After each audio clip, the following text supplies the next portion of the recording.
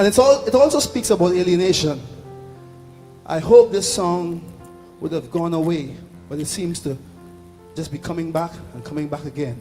It's a song I call 1990. So from the ghettos of Trinidad to the ghettos of LA, the same story.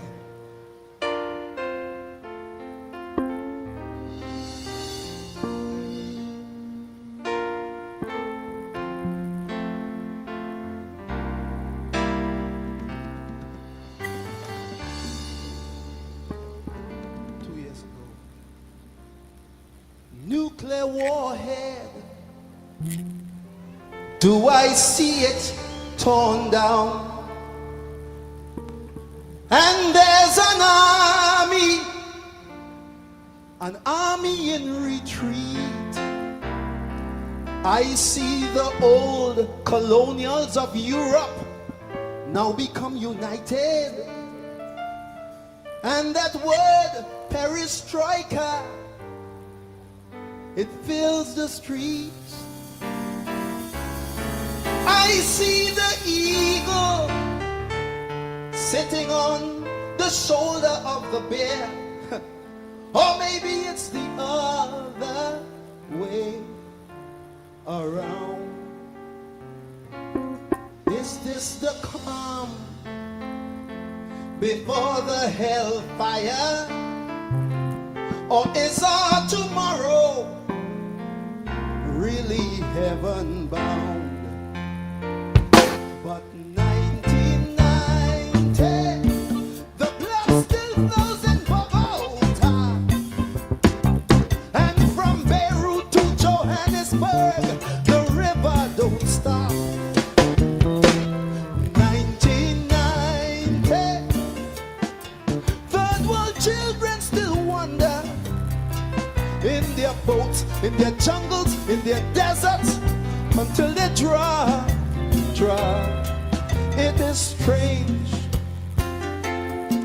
The more we change, the more we rearrange. Everything just seems the same as we move into the next century. 1990, please make a liar of me. Oh, oh, oh. Oh, oh, oh, oh, yeah, yeah.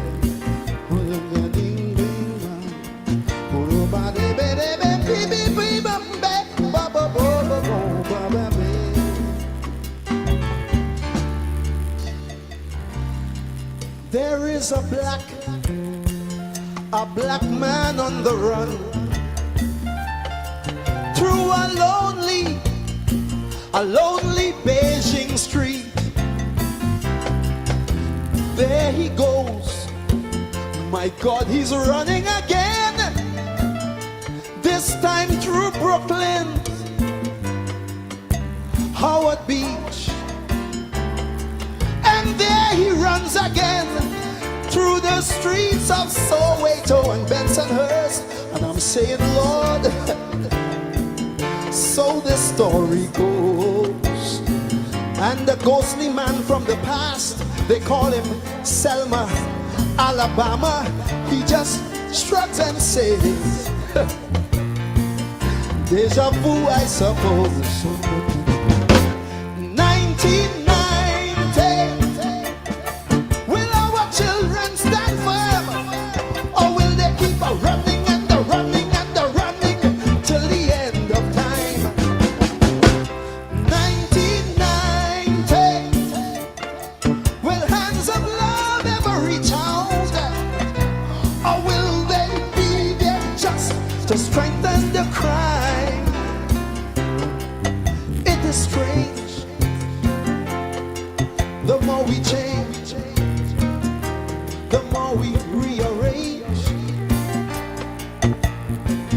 Everything just seems the same as we move into the next century. 1990, please make a liar care of me. Oh, oh, oh. Oh, oh, oh. Bam-ba-dee-dee-ding, bam-a-ding, bam-a-ding, bam-a-ding. Ba-da-bee-doo-ba-doo.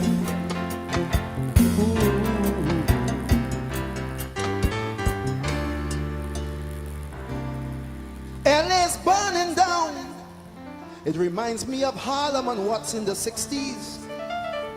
Same problem, same country, and King is still the name. People shouting power, power to we the people, and equal rights and justice is still the game. I remember over 25 years ago, America stood up and said, this won't happen no more. Now you tell me, what have we become? Will the beast always defeat the beauty? Is this land just another house of the rising sun? 1990, will we see a tomorrow where our children will truly be free? 1990, is it joy, is it sorrow, as we move into the 21st century? I'm saying it is strange. The more we change, the more we rearrange, everything stays the same as we move into the next century. 1990, make a believer of me.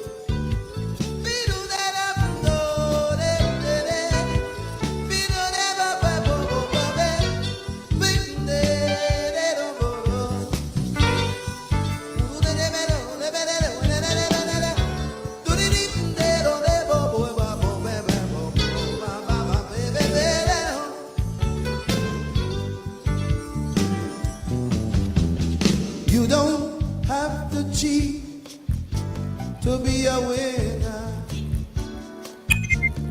You don't have to steal to get it done.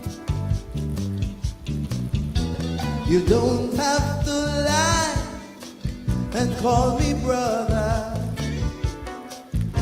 Sometimes I think I just about had enough. Another war begins in South Africa. Oh my God.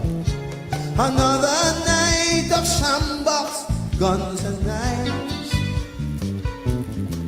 And the reason why it's so easy to discover is them diamonds in the ground worth more than my life. People make me cry. Sometimes when I'm alone, people make me cry. People make me sad. Some people in this world, they make me sad. Oh, been there.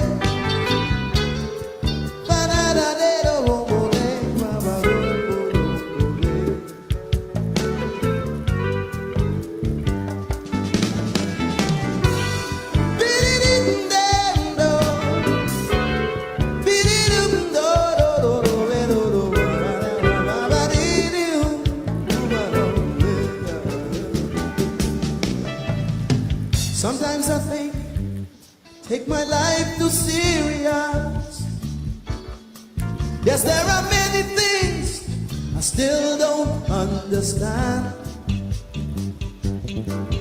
But you can't say for me that I am not curious. And it would make me happy when we all make a stand, yes. People make me cry sometimes when I'm alone. How I cry. People make me sigh. Some people in this world, they make me sigh.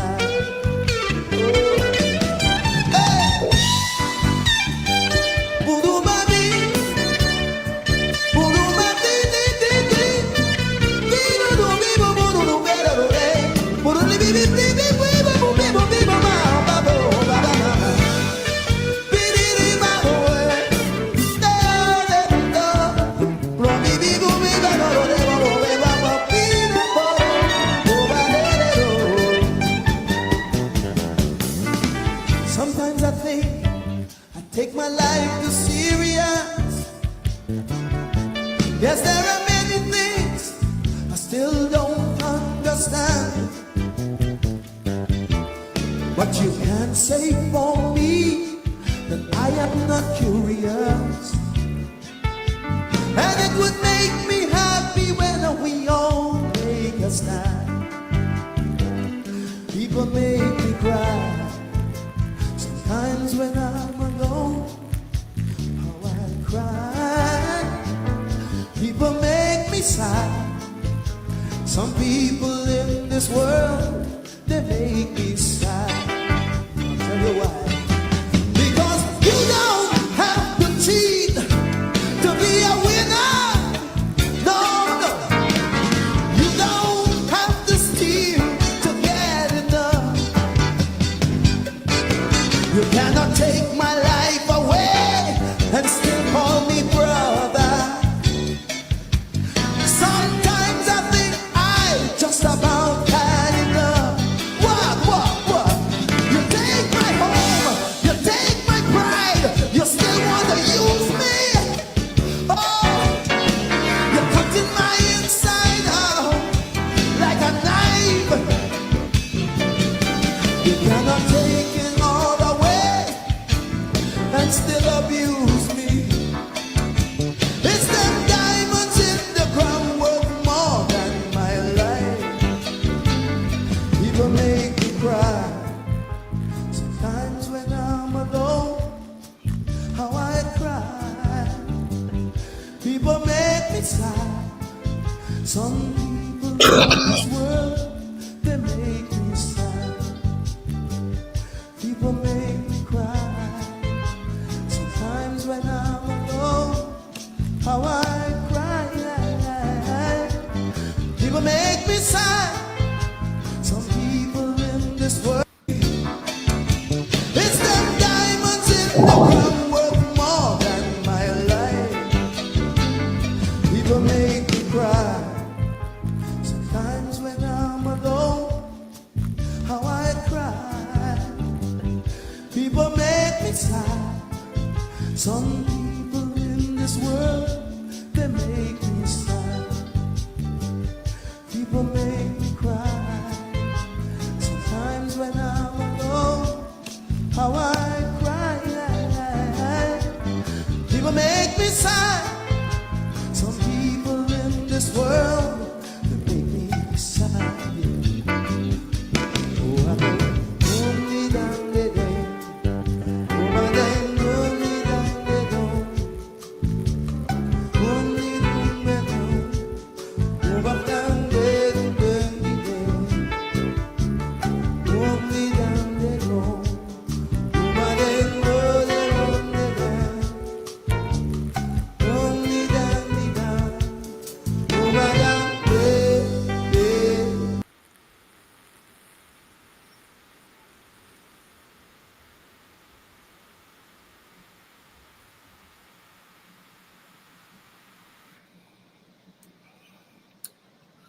People make me sad. People make me sad. Happy New Year. We must as we must, say Happy New Year, happy 2026. When I die, put on my tombstone that I love the Caribbean. I love being Caribbean. I love being black. I love being black. I love being West Indian. I love being Guyanese.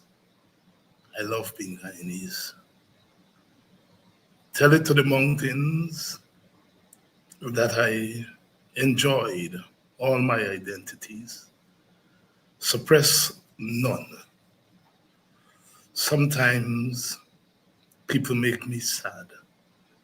Sometimes my country makes me sad. But we come back always, because the mission is to make this world a better place than we met it. So many of us have not had the good fortune to express ourselves in the public space. And so some of us,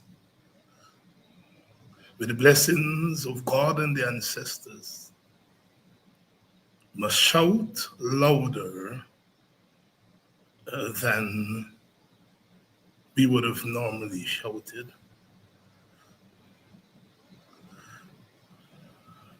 David Michael Rudder.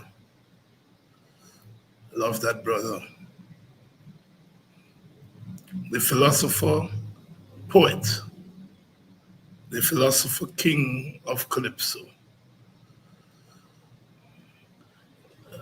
Started tonight with 1990. 1990. Please make a liar of me. Rudder wrote that Calypso as we entered the 21st century.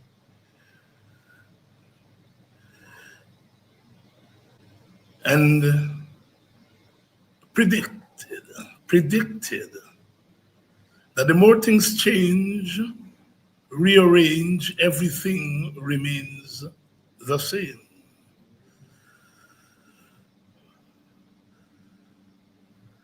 Waxing lyric. Now we know that one thing is inevitable, and that is change itself. And Rudder is arguing that despite the inevitability of change, for some sectors of the world and the society, everything remains the same. And he asks the world, please make a liar of me. Please make a liar of me. Good evening and welcome to Politics 101. We have been gone for a little while. It's the festive season, Christmas and New Year and everything that comes with that. And we too must take a break to reflect, to reminisce, and to freshen for the new day and the new dawn of the new year. Many of us are lucky to be alive. So many others have lost their lives in 2025 in warfare. So many have lost their lives because of official neglect. Many have gone home through old age. Thank God some of us are left to tell the story of 2025 and to begin to witness the story of 2026. The more things change, rearrange, everything remains the same.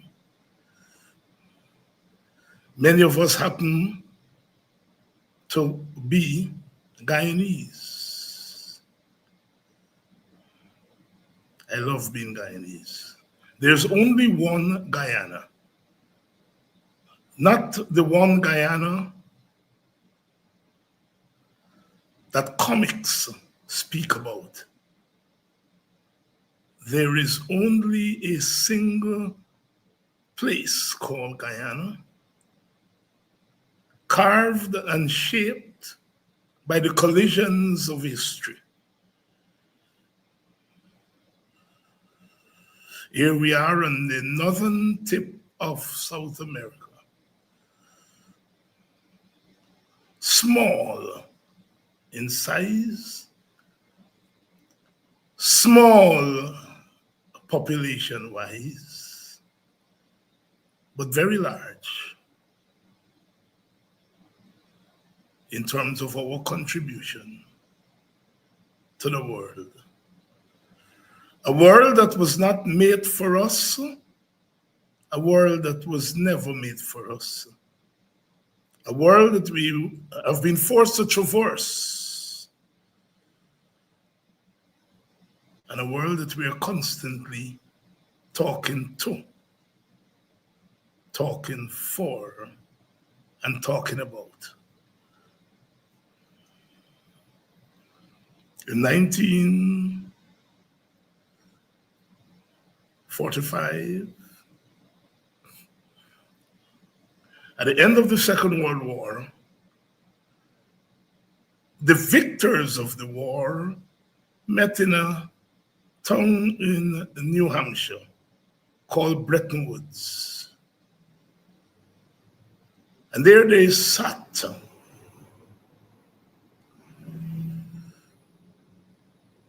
and very carefully chartered an order for the world, a new world order.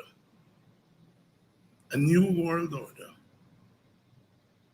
It was called the Bretton Woods Agreement or the Washington Consensus. And it determined that Europe and America shall not war among themselves anymore. They shall order the world in which they could shape the world.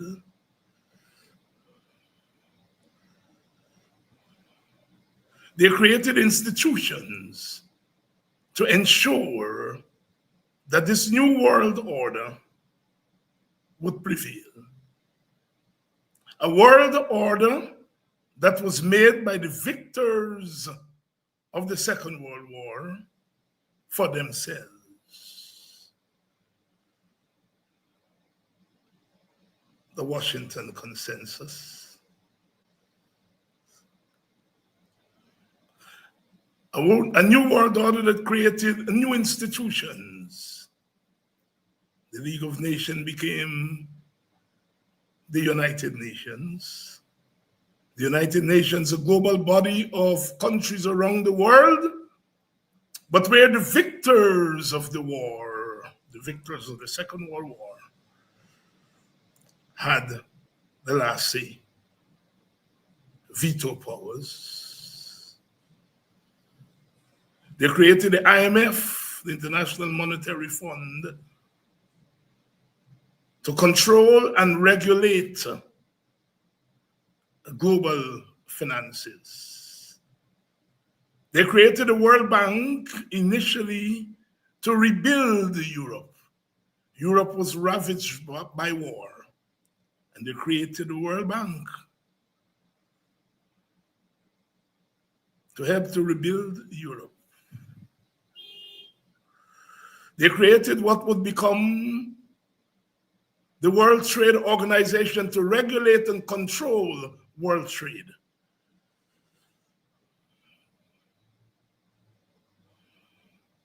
They created mega armies, NATO and Warsaw Pact, regulation and control of the world by the victors of the Second World War was complete. There was no Jamaica, no Trinidad and Tobago, no St. Lucia, no Guyana. We were colonies. And so a world was created for others and not for us.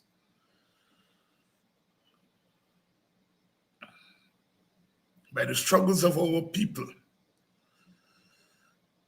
we force the colonizers to release their colonies.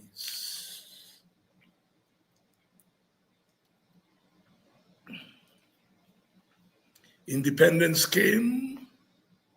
Unfortunately, we didn't make it to independence as the West Indies Federation, unfortunately. But individually, our Caribbean got its independence. And we came into this world that was created in Bretton Woods, New Hampshire. A hostile world.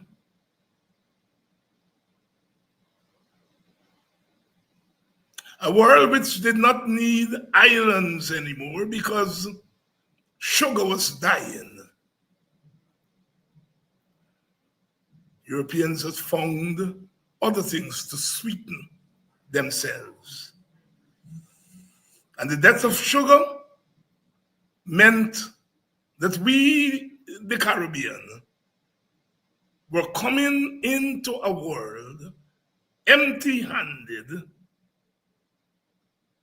We came into a world with no armies.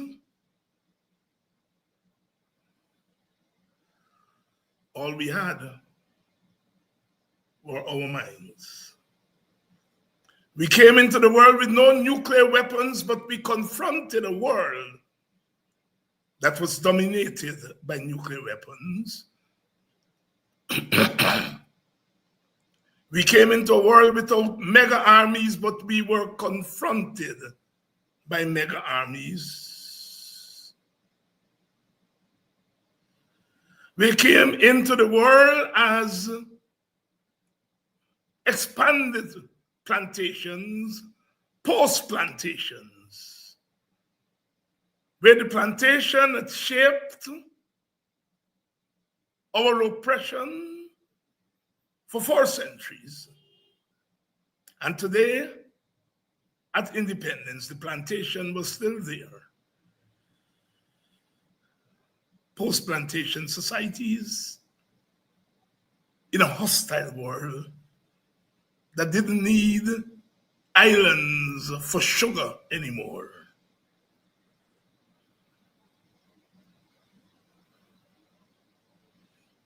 We tried to turn plantations into nations.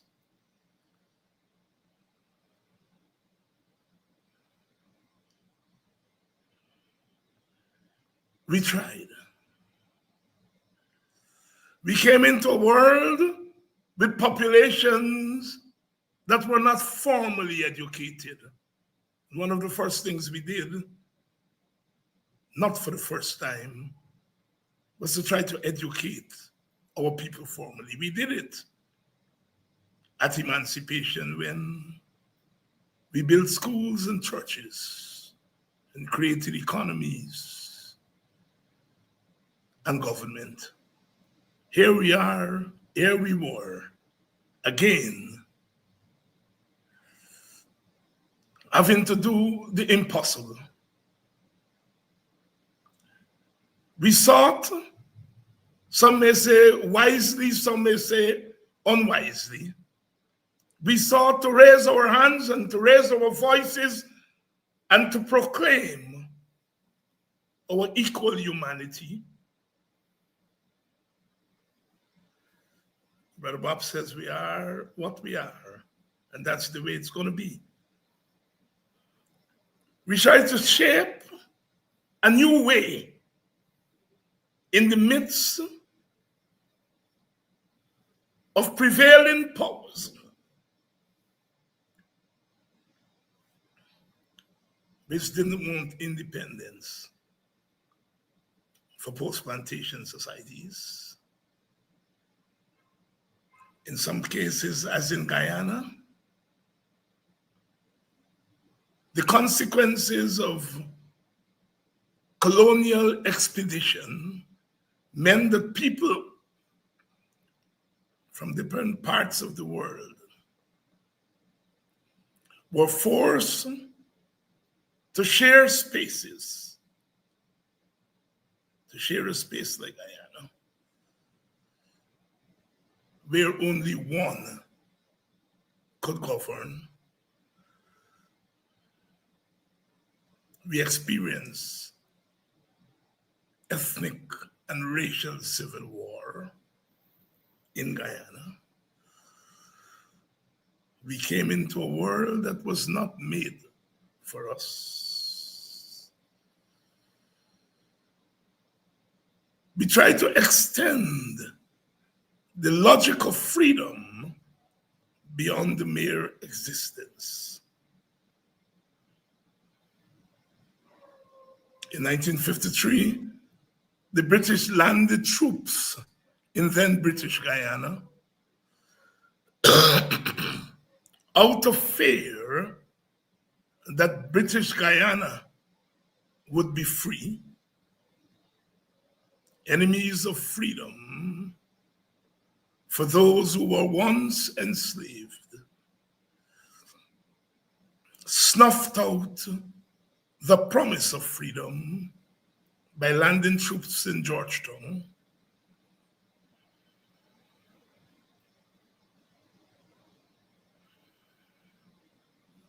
In 1983,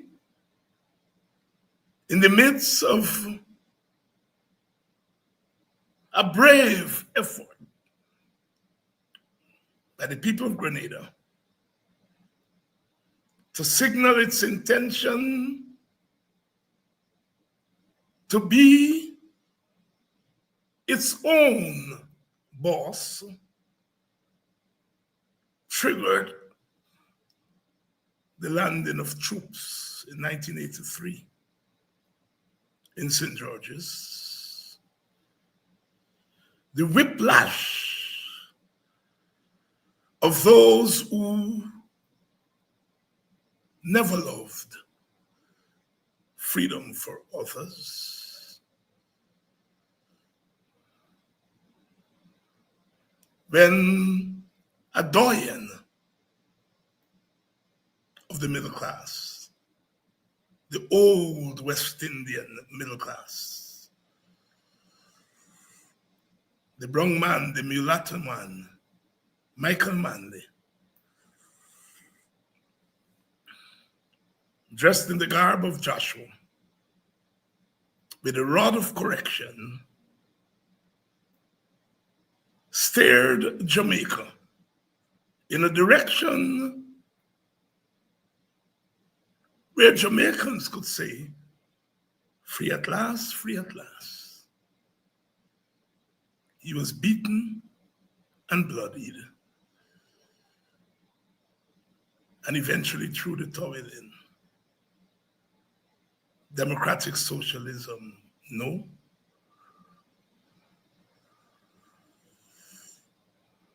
Amidst all of this, the Cuban people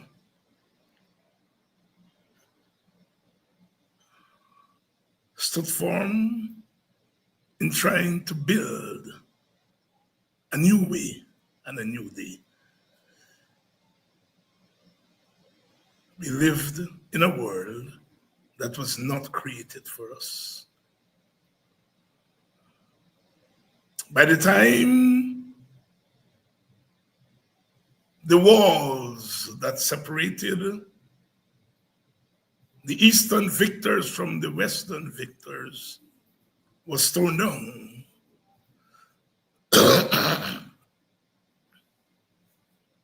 It was clear, crystal clear,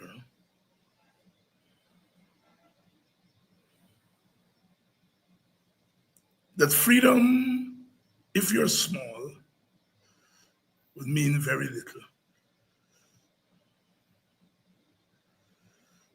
For the next 30 years, we said we're into the era of globalization. Rex Nettleford said, globalization is a new designation for an old obscenity. The obscenity of control by the strong.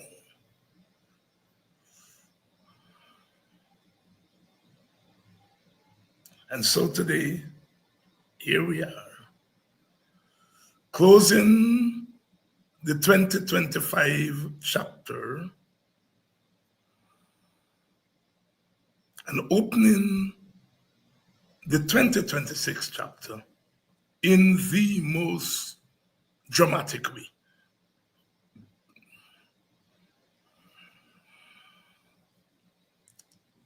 It was not unexpected. We knew it was coming. It was not overt. Sorry, it was not covert. It was quite overt. We knew that this chapter was coming. It was rehearsed.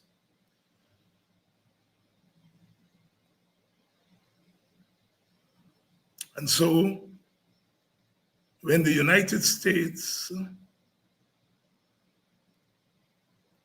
landed forces in Caracas, snatched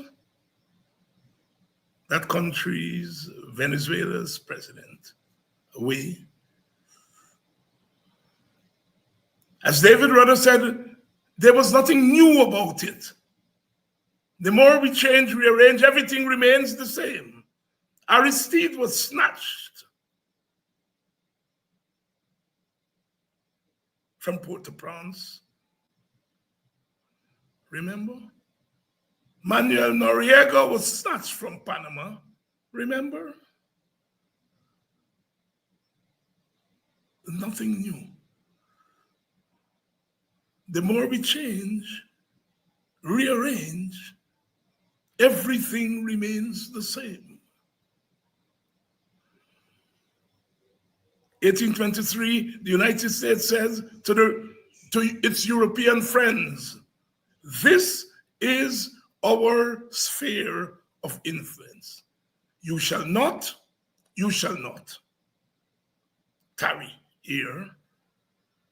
The Monroe Doctrine, which has been upgraded and updated so many times, but it's still the Monroe Doctrine, where might is right, strength is power, and power is right.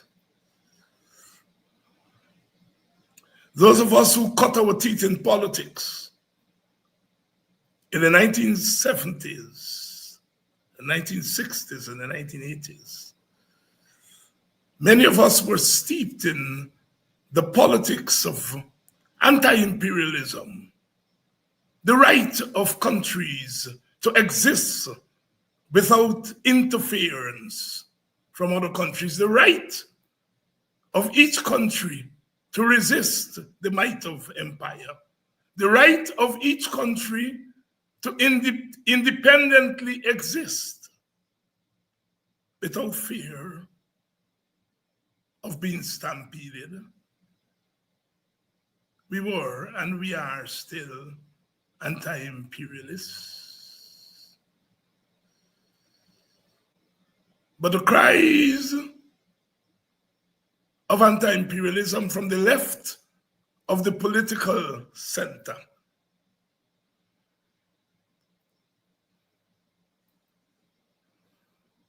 did not stop power from ultimately prevailing Rather ask in that song, must the beast always defeat the beauty? Must the beast always defeat the beauty? And so what happened in Venezuela was not surprising. Our anti-imperialism has matured. We have seen it. We have seen it so many times.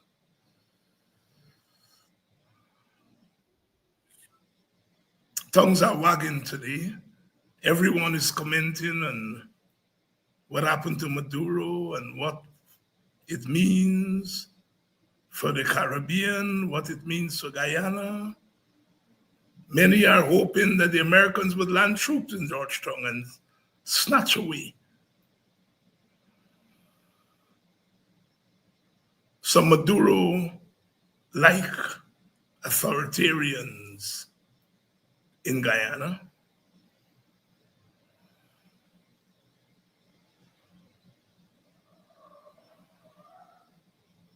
"2026 has welcomed us.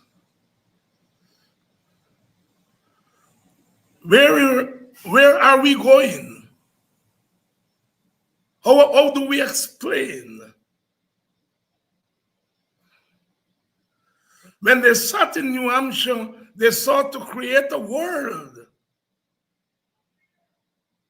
that would insulate Europe from war. They created mega armies.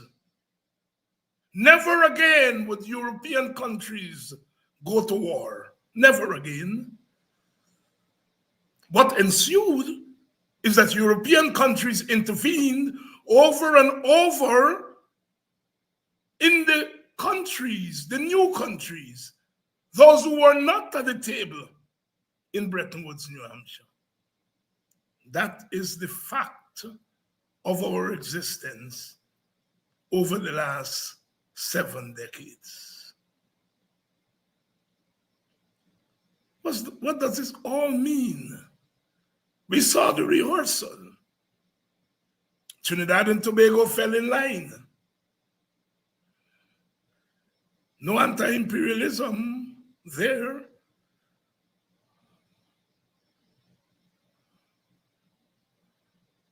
The rest of the Caribbean called for the zone of peace. Small voices calling for a zone of peace in their neighborhood. Is anybody listening? Is anybody listening? Guyana, perhaps the most unfortunate of the lot, nestled next door to Venezuela, a hostile Venezuela making claim to 2/3 of Guyana's territory. Where does Guyana stand in all of this? It was clear that Venezuela would be the theater of what I am referring to as the New World Order. I think we are witnessing the unfolding of a New World Order. We are making a transition from Bretton Woods, from the Washington Consensus, to a New World Order. The three superpowers, Russia, China, the United States, and some minor superpowers, the BRICS group, Indian, South African, Israel, and it's a new world. And a new world order is unfolding before our very eyes. When Maduro was snatched by America, Russia did nothing. China did nothing. It's a new world order. It's back to the principles of 1823. This Western Hemisphere is in the United States backyard. And it's chasing China and Russia out. And the way these people make war is they do not go to each other. The Washington Consensus say they must not. Remember the Cold War? America and the Soviet Union never fired a shot at each other. Their proxies fought around the world, but they never fired a shot at each other. And they're never going to fire a shot at each other this time around. But clearly, they are shaping a new order where they will have to coexist even as they compete. Maduro and Venezuela are mere collateral damage. They're props. The Calypsonian Valentino, so life is a stage, and we are the actors. And Venezuela and Maduro are actors, minor actors. Venezuela is the theater. The theater. What is unfolding is bigger than Venezuela and Maduro. I am taking us tonight to a place that we have to go, because trapped in our internal politics of St. Lucia and St. Kitts and Guyana and so forth, we often miss the larger world. Our own Guyana. In 2020, we were told to put aside the results of an election and have a recount, because the results seem flawed. And we recounted. But in the end, the big man said, use the flawed result that prompted the recount, not the result of the recount. Guyana was collateral damage. The troops did not land in Guyana in 2020 and took away Mr. Granger. But the results were the same. The results were the same. Venezuela is mere collateral damage. This is about Venezuela, but it is also about more than Venezuela. And we have to take our politics there in order for us to understand what is happening around us.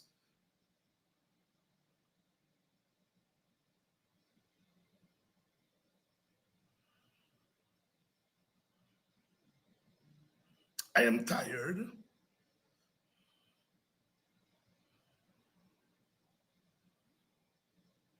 of being only an idealist. Idealism, yes.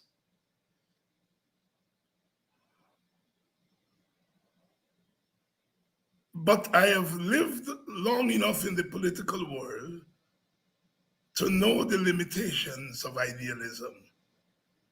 The ideal world, often small nations like Guyana, we look out the window and we ask for the ideal world, the zone of peace. That's the ideal world. One of my favorite hymns in the Anglican hymnal, when comes the promised time, that war shall be no more, and lust, oppression, crime shall flee thy face before. We are always dreaming of the ideal world. I don't want to say tonight that we should stop dreaming. We are idealists and we must continue to be idealists, but we want to understand the limitations of idealism.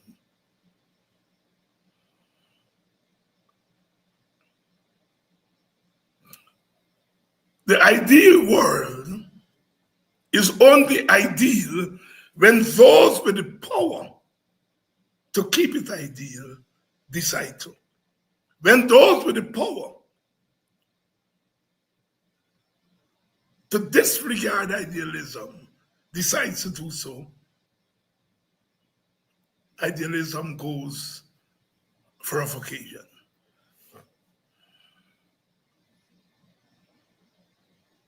We in the Caribbean, we in Guyana, we do not have the capacity. But let me take that back, because maybe we do have the capacity. We don't have the capacity. We don't have the scope. We don't have the leverage to determine what happens in the world, what happens in our own countries. Let's get that straight. We vote every 5 years, and we say, oh, look what Win has done. And look how the APNU is destroyed, and the PPP has a landslide. And all of that has very little to do with us Guyanese.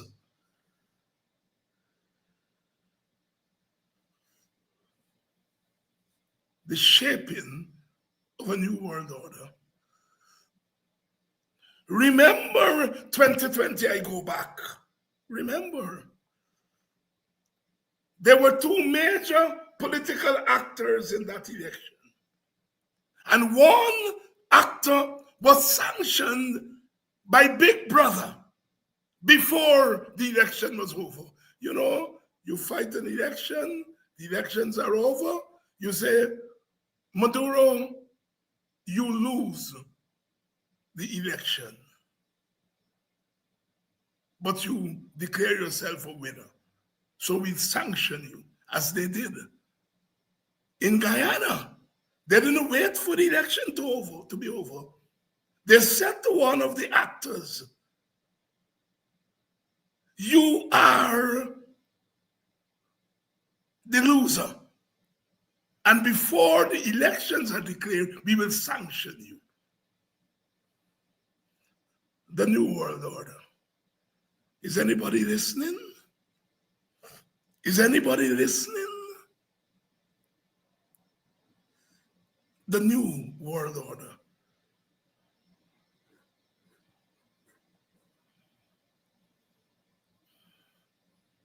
And so what happened in Venezuela a couple of nights ago has to be seen within that large context. You know, there are tools of analysis. Those of us who were lucky enough to go to that thing they call university, we learned about tools of analysis. These are things that you use to analyze a situation. But there are also levels of analysis.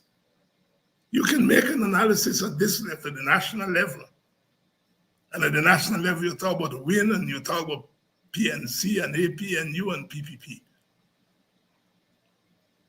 But you have to move to another level, because Guyana is part of a larger world.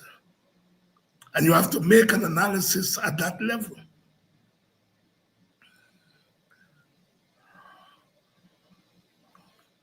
And we have to understand how the forces are operating. Many of us are talking about Trump and the Trumpian style, and Donald Trump goes in and he himself say, you know, he personalizes what happens there. But what happened there is not a personal Trumpian thing. What happened in Venezuela is a larger global systemic effort to signal to the rest of the world that this is how it's going to be. The American military was behind Trump. They're going to debate in the Congress of the United States, and they will have different views. So many American Congress people are saying that the government was wrong. The government violated international law, and it should have gone to Congress because the War Powers Act gives Congress the power to declare war. And as Rubio said, this was not a declaration of war. This was a national security operation. You know, the president has always, in the New World Order, declared war, not as war, but as foreign policy. I know this one here, now they're calling it national security. It's the same thing, same war, you know, different words. But when the debate is over, the deed is already done. And it is clear that there is going to be a new way to conduct international relations. Sovereignty, as we know it, will remain. I hear so many people are saying, what does sovereignty mean? Well, if you're from the Caribbean, from Guyana, what's sovereignty? What's sovereignty? We got our independence and we tried to turn plantations into nations, and the global order said there is no place for post-plantation independent economics. You can cry loudly about your democratic socialism or your cooperative socialism. At the end of the day, you have neither the capacity nor the leverage to decide for yourself what you will be.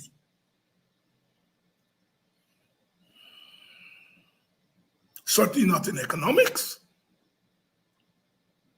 and in politics.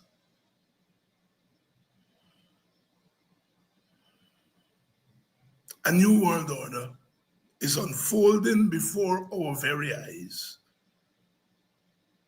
And we small countries are on the periphery of that order. On the periphery of that order. Guyana has oil,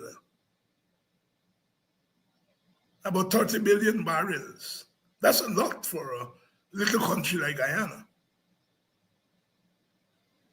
And one would think that with oil comes leverage. Maybe in the case of Saudi Arabia, oil brings leverage.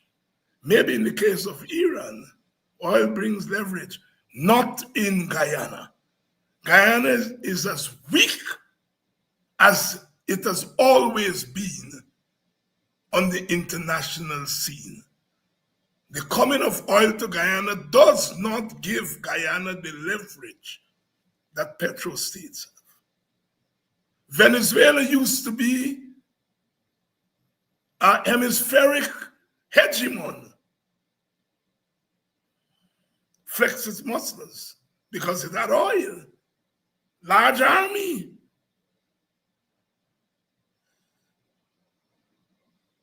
Beat up on Guyana.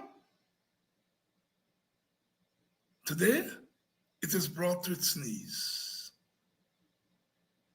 It's no longer the regional hemispheric hegemon that it used to be. America is saying to us, the Western Hemisphere is in our pocket. It used to be in our backyard. We bring you out of the bed, we put you in our pocket. And we shall determine what happens inside your country and outside your country.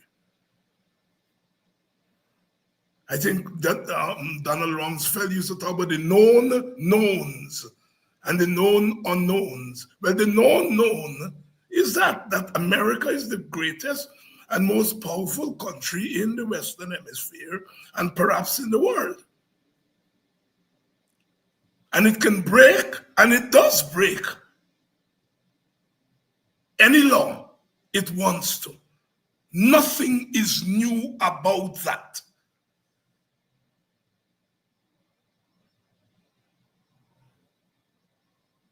Nothing is new. No United Nations, no international court will stop a powerful country from doing what the United States is doing right now.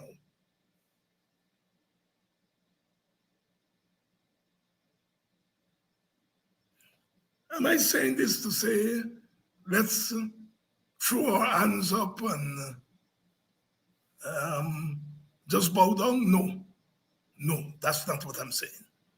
I'm talking about what is known, a known fact. Guyana has 30 barrels of oil. It got 5,000 people in an army.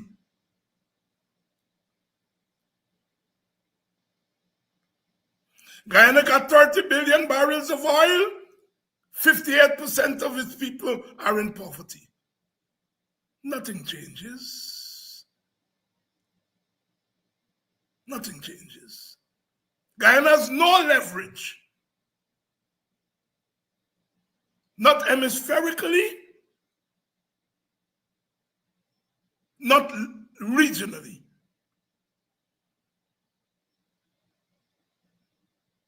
What does Guyana do?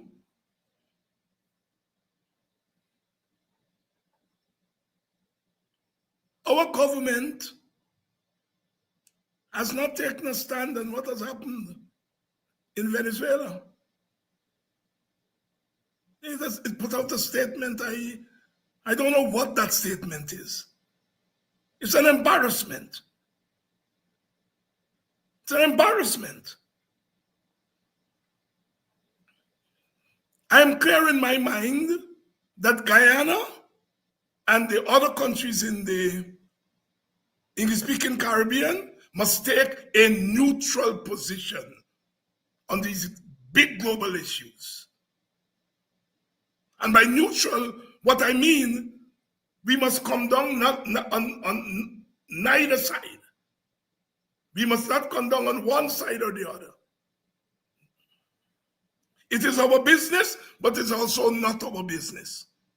And it is not our business because we can do nothing to influence it.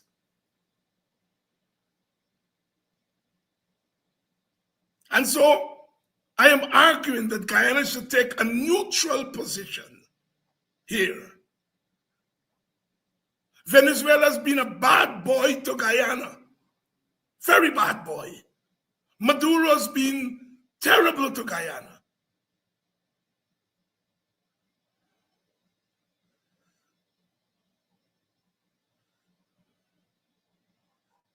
The United States has intervened in Guyana.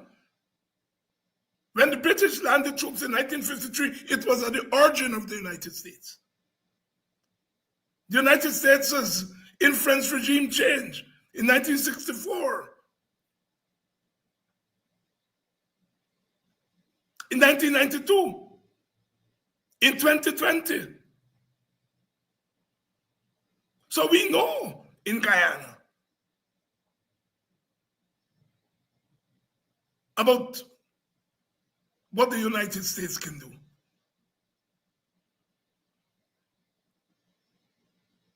Venezuela is making universal claims to Guyana's land. And by universal, I mean all of them. Government, opposition, Maduro, Machado, all of them. All of them.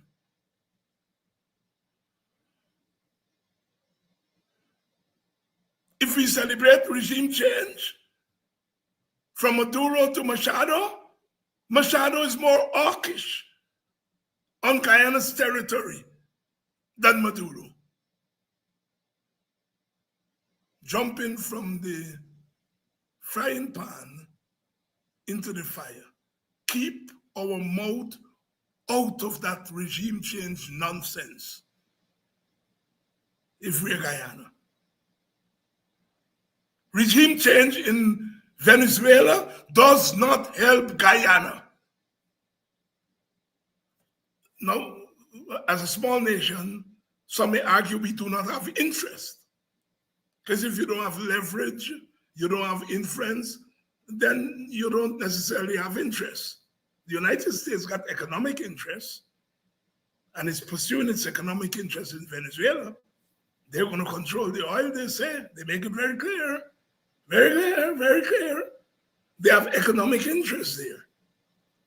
We do not have economic interest in Venezuela. We do not have political interest in Venezuela. Keep our blasted mouths out of that thing. Our interest in Venezuela has to do with our territory. That is what should guide our stance on Venezuela. They came to our territory. And the spillover of war to Guyana, we are already seeing the confusion in our country with Venezuelans who have fled here and Colombians and Brazilians. Imagine another 100,000, 200,000, 500,000 Venezuelans coming over to our border. That is our interest.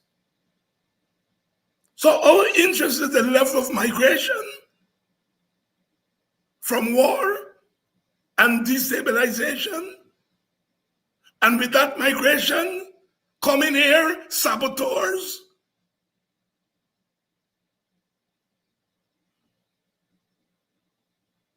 And I said our other interest is the territorial claim to our land. Those are the two things that ought to guide us. I wish that we can go on a soapbox and say, oh, bad regime changes. Of course regime change is bad. But that's not Guyana's interest. Regime change in Venezuela does not affect Guyana positively.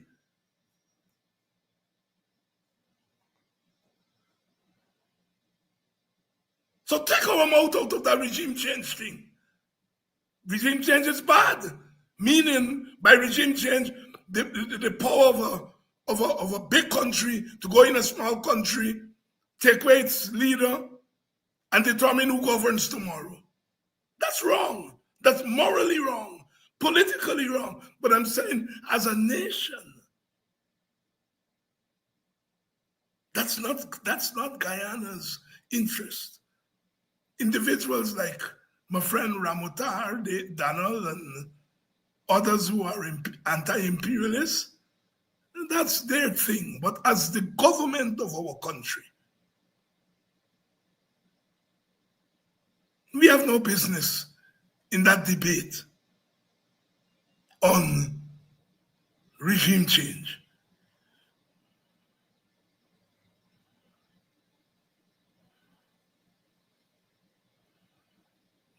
What is happening there? We must ask, in Guyana, how is it going to affect in a positive way the territorial thing? And it does not. It does not.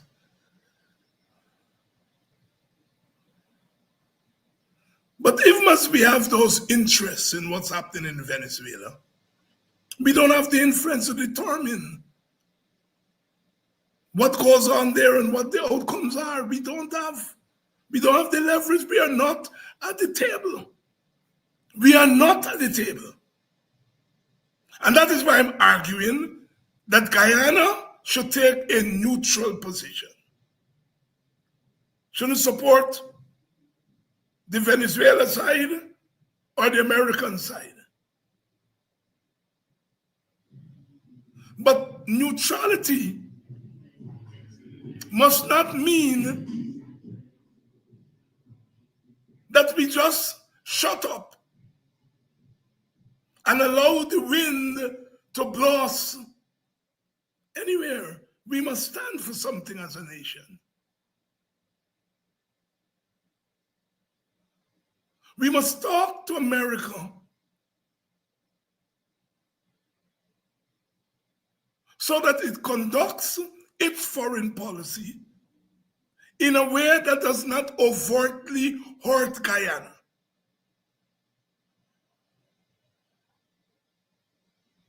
You know, during the Cuban Missile Crisis in 1962, that was the closest the Americans and the Soviets came to war, when missiles were discovered in Cuba, and the American government was urged by the generals to bomb the hell out of Cuba. In the end, they didn't have to. The Soviets removed the missiles, and the Americans had some missiles, I think, in Turkey, and they removed them. Years later, at a conference, Fidel Castro was asked if he would have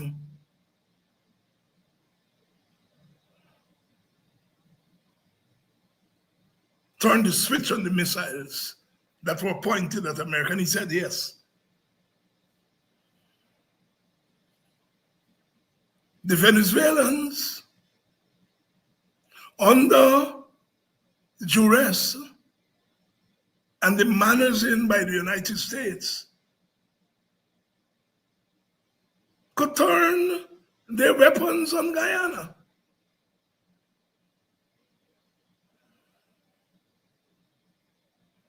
Guyana is not going to be able to defend itself. And so it is not in Guyana's interest to antagonize Venezuela.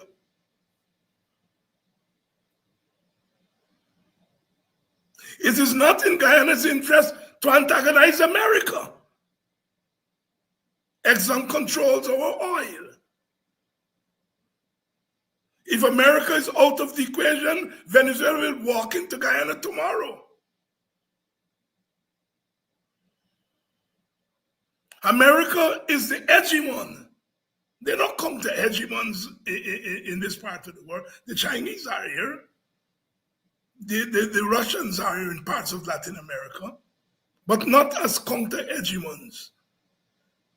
I think what Venezuela has shown is that clearly they have ceded this Western hemisphere to America. So it is not in Guyana's interest to antagonize the United States of America. I am not saying that there should not be condemnation, human rights condemnation. There must be. There should be condemnation for violation of international law, yes. But in terms of our larger stance, our larger posture, we must antagonize neither the Venezuelans nor the Americans. And that's what I mean by taking a neutral position. I read the statement by the president, and if you read the statement carefully, is a statement that at best seemed to be egging on the Americans, not in an overt way. Oh, we praise President Trump for his commitment to democracy and all of that, buttering up the Americans. And you try to butter up the Americans today, and tomorrow the Venezuelans decide to let loose some bazookas, another thing on us.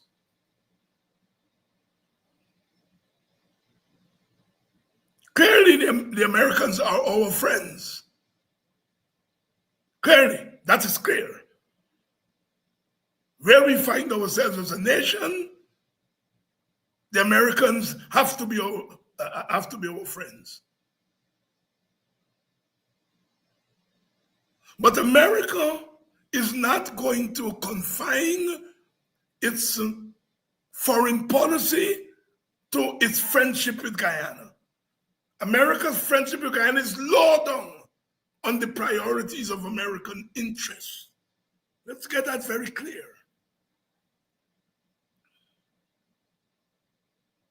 And so, yes, America is our friend. But America could abandon us tomorrow if its interest is not served by that friendship. That's how big countries conduct foreign policy. And we have to get wise. This is not the 1960s and 70s when we were guided by an ideological, position against imperialism and etc., etc. And, when big countries fighting each other, we take one side over the other. We have to be very careful in this situation. We cannot antagonize the Americans because if they are removed from the equation, we're dead. We should not antagonize the Venezuelans because they could decide to lob some bombs across the border to us. They can pack up a set of mercenaries and send them over here as migrants. We are vulnerable. We are vulnerable. And so we must take a neutral position. But that neutrality must be grounded in principle. It mustn't be a neutrality that is opportunistic. It must be grounded in principle.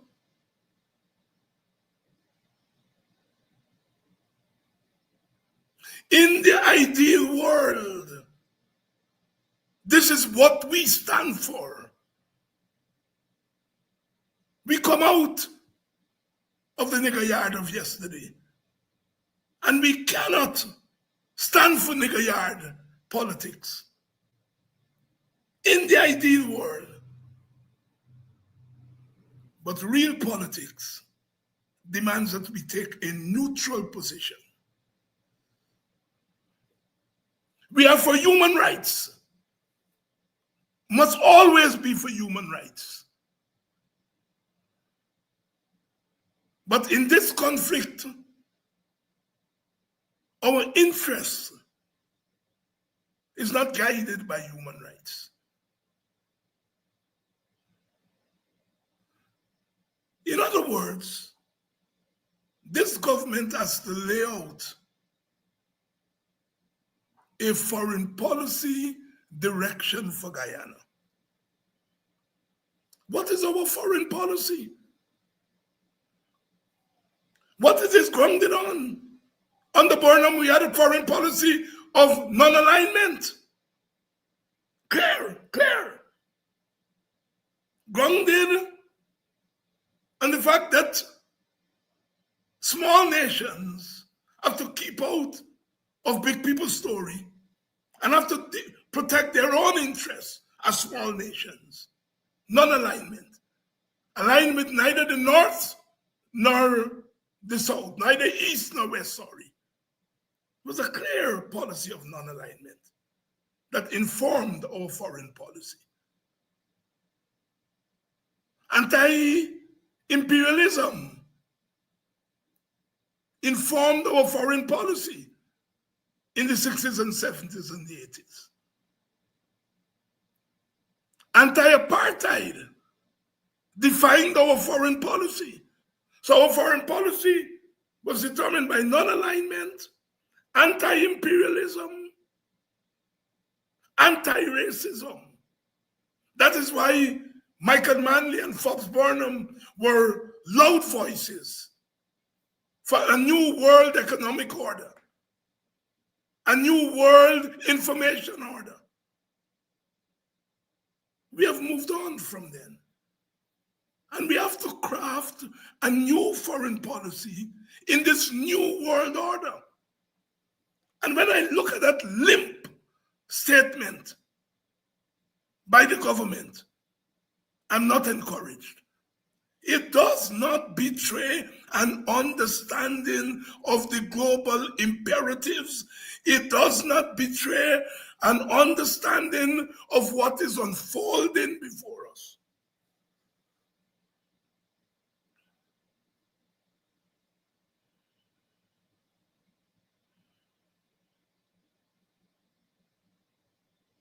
Our neutralism, the neutralism that I am calling on our government to adopt, is a nuanced neutralism, one that is guided by protection of our economic and territorial interest, our proximity geographically to the theater of war. It's a nuanced neutralism.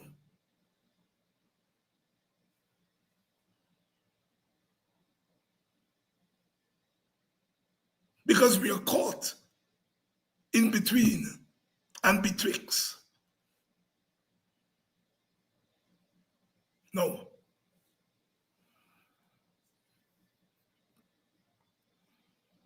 In times of war, and Guyana, although it is not directly involved, our geographical proximity, the little oil that we get in 30 barrels of oil,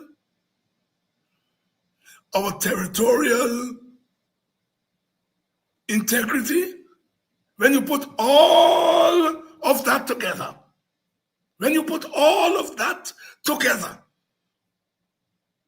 it's as if we are at war, a cold war. How are we going to survive? At the Second World War, Churchill calling Attlee and the former war government.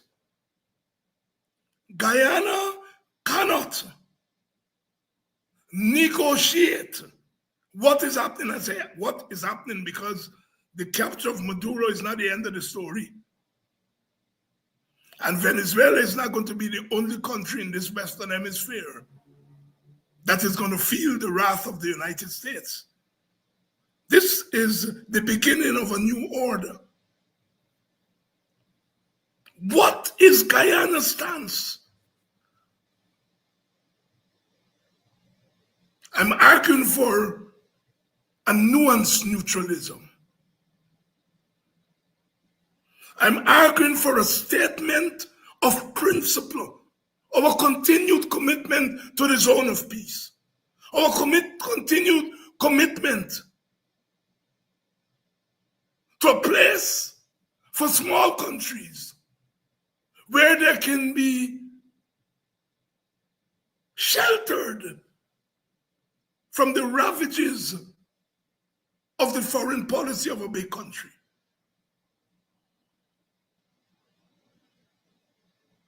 Must be grounded in the notion of self-determination for countries.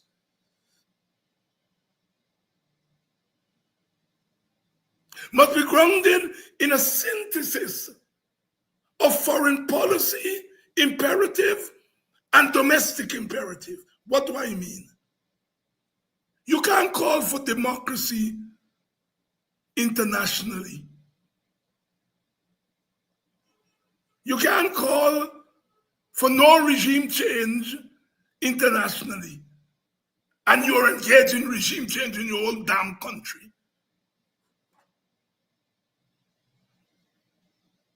The PPP is the benefactor of regime change. And so, if it says we respect the right of dictators to exist, then that has something to do with what's happening in your own country. It's not my business whether Maduro is a dictator. That's not my business. That's the business of the people in Venezuela. I deal with my dictator here at home. So whether Maduro is removed because he's a dictator, don't bother me. That don't bother me. I'm concerned about my dictators at home.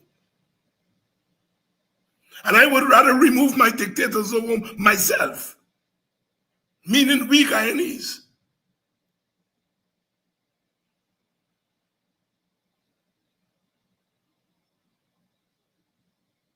So there's some issues, not. But that limp statement by the government doesn't offer encouragement to Guyanese. And we are in a precarious position. We are vulnerable. And this government must move from a foreign policy by a party to a foreign policy by a government. Sorry, foreign policy by a party to foreign policy by a nation. This business is not about a government. In Guyana, government and party is the same thing. We now have to talk about the foreign policy of a nation. That is, we must have a national approach to foreign policy. This is not about the government. The government is made up of one party. This is about the nation. When bullets and bombs are going to come over from Venezuela, God forbid, it won't got PPP and PNC and WPA and WIN mark on it, and AFC mark on it.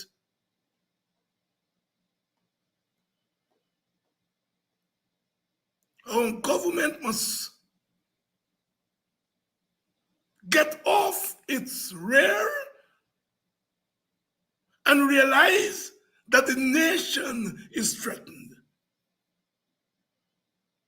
And when the nation is threatened, the nation must respond. If half the nation doesn't trust this government to govern them, are they going to trust the government to defend their interests as a nation? No. We need a national approach. A national approach. What a national approach does is that it brings ideas together in one place. We don't have a big army. We don't have nuclear weapons. We don't have big set of conventional weapons. And in international relations and foreign policy, when you don't have those things, the next best thing is your ideas. Your ideas now have to become weapons of protection. It's your ideas that's going to determine how you navigate this nuanced situation. And we have to navigate it. This is not about whether you like America or not. We don't need to antagonize America. Whether you like America or not, that's your personal politics. It may even be your party politics.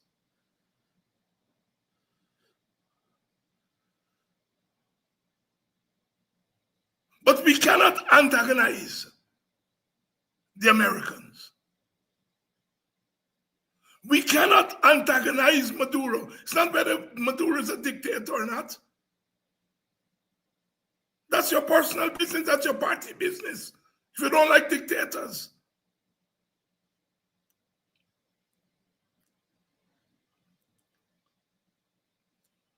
You may like Maduro and the Venezuelans for what they did with their oil, the Petro-Caribbean, in helping the English-speaking Caribbean with cheap oil. But as Guyanese, They didn't help we with cheap and they want me land. That is a known.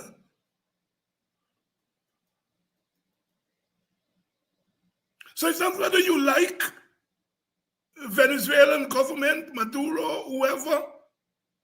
The fact of the matter is that if we go out of our way to antagonize the Venezuelans in a fit of revenge for what the Americans are doing to them, they could harm us.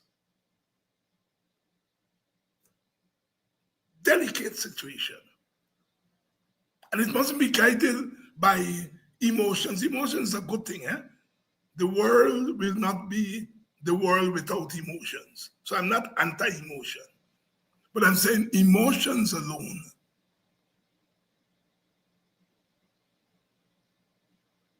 We cannot antagonize either of those two actors because both actors have the capacity to blow us away in a minute.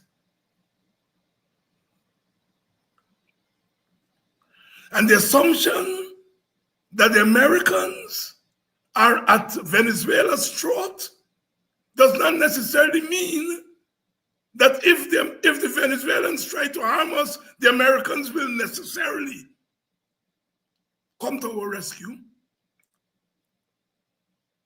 The Russians love Maduro. They didn't come to his rescue the other night. You see, what the Americans have done is something that is sending foreign policy specialists in a tizzy. They've removed Maduro, but they didn't remove his government. The vice president is now the president, but she has been told, step in line. So it's not the classic regime change. It's not the classic regime change. Eventually, the Americans will engineer the Machado lady. They will say you have to hold elections. And we know they will bend up the elections. And the lady going to eventually get into power, the opposition lady. That's my prediction. But it is not just straight regime change where the government is toppled. They've weakened the government and they've brought the government in line.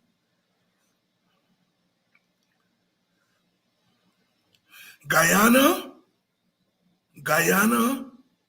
is in a precarious position, and all its minds and experts on international economics, international politics, international relations must be brought to bear on this issue. And we must carve a foreign policy. We have not had a foreign policy direction since the Burnham foreign policy era. As I said, it was based on non-alignment, anti-imperialism, anti-global racism, and regional integration. The 4 planks of the Burnham foreign policy. And it was a foreign policy that was shared by many newly independent countries. Pursuit of global equitability in economics, in information, in politics. It was a comprehensive foreign policy. Since those days, we have not had a coherent foreign policy direction. Because we could have argued that we were not players, and we still are not players. But we are in the neighborhood. So we may not be a player in what's happening, but we are affected by it, and we must have a policy to it.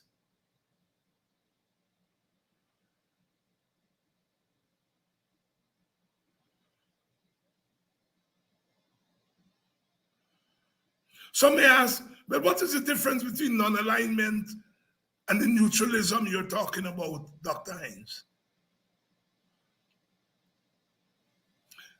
There may be some similarities. Let's start there. lots of similarities between the non-alignment. Non-alignment, so you're aligning with neither north, with neither east nor west. In terms of this neutrality, there is alignment. There is some alignment with the Americans. So it's not a non-alignment, it's a neutrality in which there is some alignment. We are aligning with the Americans. They're extracting our oil. They are going to be our big protector, potentially, if the Venezuelans decide to go crazy. So there is alignment here. So this neutrality does have some alignment there. There's a big difference between the neutrality that I'm arguing for and non-alignment. And I'm saying, despite the alignment with the Americans, we should still be neutral. And I think the Caribbean countries, St. Vincent and St. Lucia and Dominica, and those who benefited from Petro-Caribbean, didn't get that right. Ralph and them did not get it right. That you could be grateful to Maduro and Venezuela for giving you cheap oil, but when it comes to your sister's territory in Guyana, oh no. Oh no.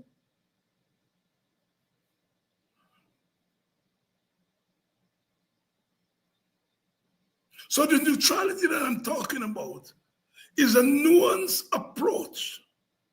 You antagonize none of the players because you could be harmed economically, politically, militarily by both. Guyana has to survive.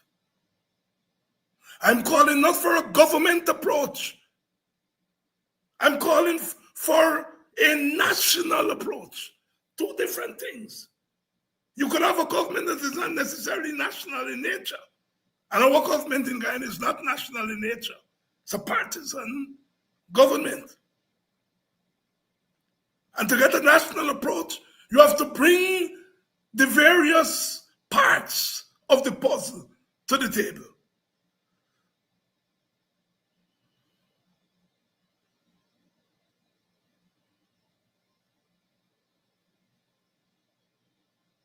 So we must have a national approach, not a government approach. A national approach. Ultimately, if you bring together the opposition parties and the government to carve out a sensible foreign policy, ultimately it is the government of the day that will have to carry out the foreign policy. So it's not taking over the government function, but it's giving leadership to the nation on the matter. We do not know what will happen tomorrow. We do not know what will happen next week. Venezuelans could come pouring over the border. That is an issue in itself that we have to deal with. I don't know that our country, sociologically, politically, can deal with that. Economically, we may be able to, because we got oil money. And we could be able to deal with the economic needs and the economic imperatives of mass migration from Venezuela. But politically, we won't think, are they going to be voting? Who they're going to be voting for? How they will affect elections? So politically, we don't have a policy to migration. Sociologically, when you put ethnic groups together in one place, especially the immigrant populations are coming, it's going to be the natives versus the immigrants, fraught with danger. And we have not worked out a migration policy. How to deal with mass migration. And this is not migration that is willing migration. A lot of the migration is forced. People are coming from Venezuela fleeing hardship. Forced migration is different from voluntary migration. These are things that we have to work out. What is our policy? We have none.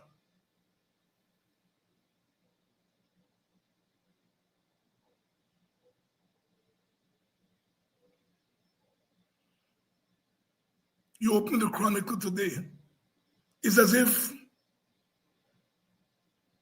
Venezuela didn't happen. It didn't happen just next door. And all kind of stupidness in the people. Freddie Kissoon, in his column, dealt with Maduro, but he had to put in Burnham and Castro. Other than that, you open the government newspaper. The newspaper the government runs on behalf of Guyanese people. And no discussion of what happened in Venezuela.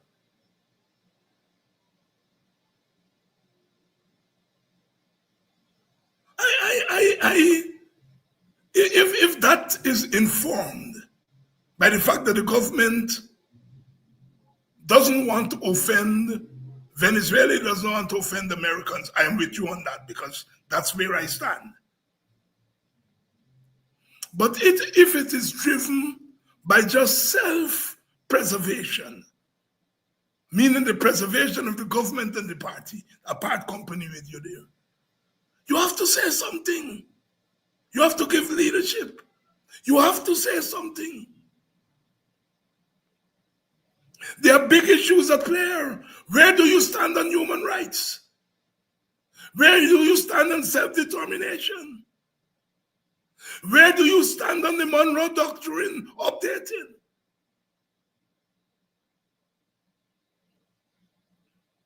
Here is where we stand. But here is our policy in spite of where we stand. You see, you have to be nuanced. You don't get head just to wake you up.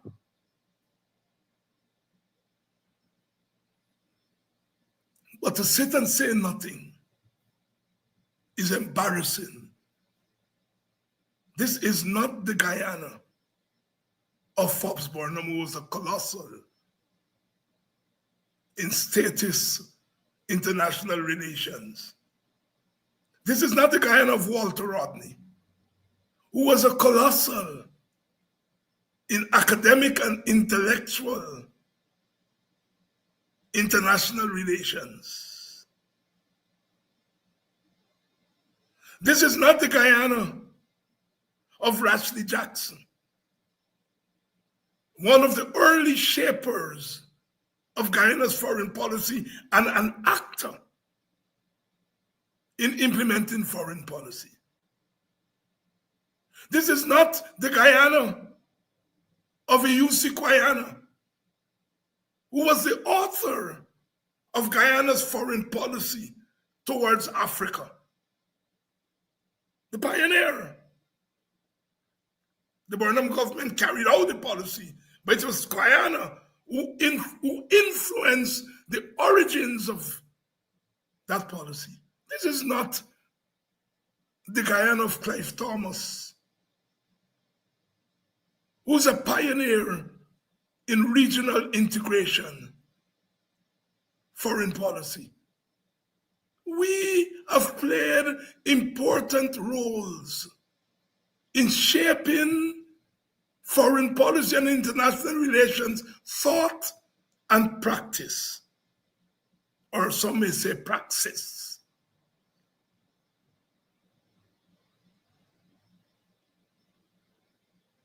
And we have a government in which things are unfolding before our very eyes. And it is not even encouraging analysis, introspection, of what is going on. Shut its mouth. Neutrality does not mean Muslim. Neutrality does not mean Muslim. Doesn't mean you muzzle yourself. What it means is that your policy is guided by your interest. And the policy that comes out of your interest must not violate the fundamental principles on which you stand. The zone of peace must remain. It may be hollow because it doesn't prevent America from doing anything. But as a principle that guides our world outlook, the Caribbean as a zone of peace. We are safer in the Caribbean when there is no war. We are safer in the Caribbean when there is no war on our doorsteps, the zone of peace. All we have ultimately are our voices. And we must use them sensibly. Sensibly.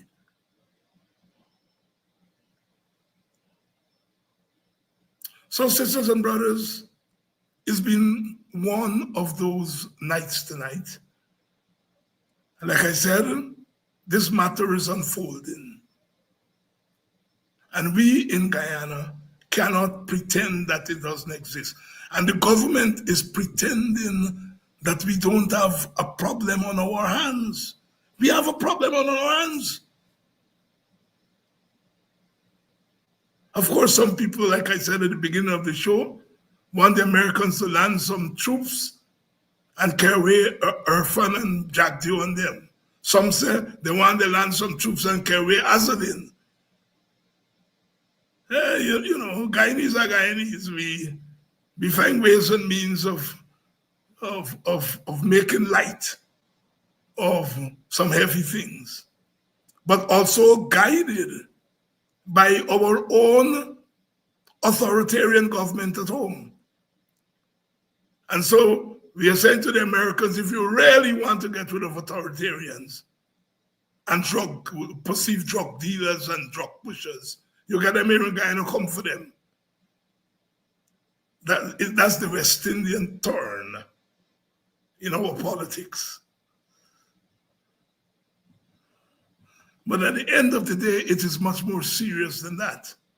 It is much more serious than that. And we have to work it through. I'm going to try to see if I get some of the foreign policy, international relations experts to come on to enrich our discussion. But that's where I stand at the moment. That's where I stand at the moment. We cannot be muzzled, but we should not be shrill in our pronouncements. Somewhere between hollering and saying nothing. We have a nation. You can't tell our interest is to protect the nation. With your mouth, just to protect the nation, you must give the nation hope. You must give the nation a sense that you know what's going on. You're on top of things.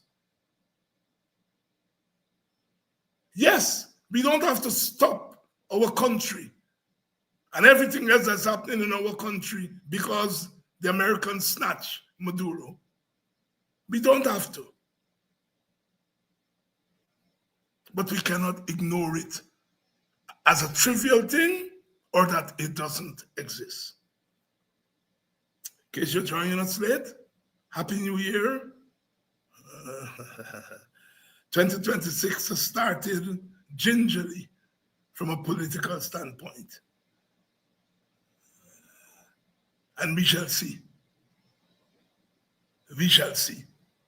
I'll see you all tomorrow night, when I'm sure we will continue this discussion. I hope that we have offered some clarity. I hope that we have offered a new perspective to the discussion that's happening around us. And I hope that our government will act mature. It has an opportunity. Nobody wants to usurp their power. But we're saying, when you are faced with the kind of situation that we are faced with, and our vulnerability, you have to reach for something beyond your narrow confines.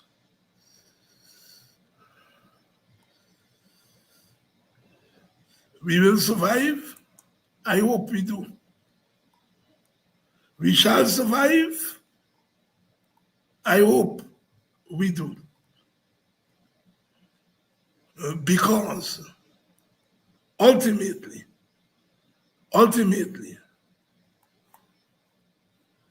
the big powers are going to survive, because that's what they are working out. Their own survival. Their own survival.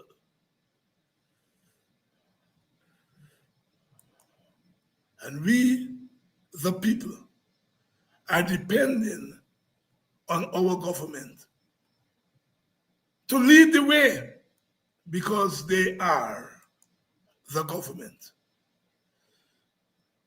I shall see you all tomorrow night.